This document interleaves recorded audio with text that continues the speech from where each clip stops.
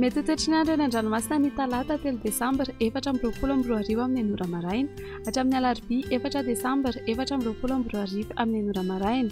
Tsy misy ny filazana fampitandremana amin'ny havin'ny alondrano. Ho an'ny morontsiraka Atsinanana, tanjona Bobaomby hatrany amin'ny tanjona Angotsy, anorana malefaka somary miatoato, avy atsimo Atsinanana andrivotra ka ho 7 hatramin'ny 12 km izanora. Anonjaben'ny-dranomasina, avon'ny onja andidina ny 1,5 metatra. Tanjona Angotsy hatrany-Mahanoro, anorana malefaka fa ho maina miandalana manomboka ny talata alina. Ho avy Atsinanana andrivotra ka ho 7 hatramin'ny 12 km izanora. Anonjaben'ny-dranomasina, avon'ny onja 1,5 metatra. Mahanoratra ny Taolagnaro, anorana mitsitokotoko. Ho avy avaratra Atsinanana na avaratra andrivotra ka ho 7 hatramin'ny 12 km izanora. Anonjaben'ny-dranomasina, avon'ny onja 1,5 metatra.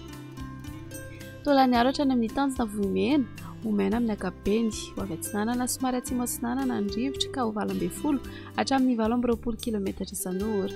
Anonjaben'ny-dranomasina, avon'ny onja 2 metatra, isy alondrano avy atsimo. Ho an'ny morontsiraka andrefana, tanjona Vohimena hatrany amin'ny tanjona Kabo, andrahoana vitsy. Ho avy atsimo na atsimo Atsinanana andrivotra ka ho 12 hatramin'ny 12 km izanora. Adino-panonjana Anonjaben'ny-dranomasina, avon'ny onja 1 hatramin'ny 1,5 metatra. Tanjona Kabo hatrany amin'ny tanjona Vilanandro, isy orana tandrifin-drahona iserana. Ho avy andrefana andrivotra ka ho 7 hatramin'ny 12 km izanora. Anonjaben'ny-dranomasina, avon'ny onja 1 hatramin'ny 2 metatra. Tanjona Vilanandro hatrany Analalava, anoram-baratra. Ho avy avaratra andrivotra ka ho 7 hatramin'ny 12 km izanora.